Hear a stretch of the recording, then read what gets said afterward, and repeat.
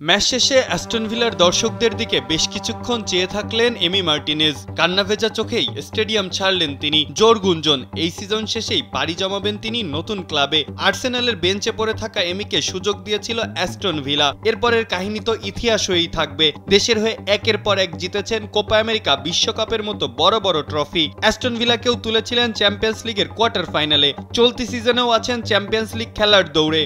তবে ৩২ বছর বয়সী এই গোলকিপারকে পেতে হুমড়ি খেয়ে পড়ে আছে ইউরোপের একাধিক ক্লাব। লোভনীয় অফার আছে সৌদির এক ক্লাবের পক্ষ থেকেও। তবে সে প্রস্তাব এমি ফিরিয়ে দিয়েছেন বলেই নিশ্চিত করেছে আর্জেন্টিনার গণমাধ্যমগুলো। এমির চোখ এখন ২০২৬ বিশ্বকাপের দিকেই, তাই নিজেকে আরও প্রস্তুত করতে ইউরোপেই থাকতে চান তিনি। কোথায় হতে পারে এমির পরবর্তী গন্তব্য?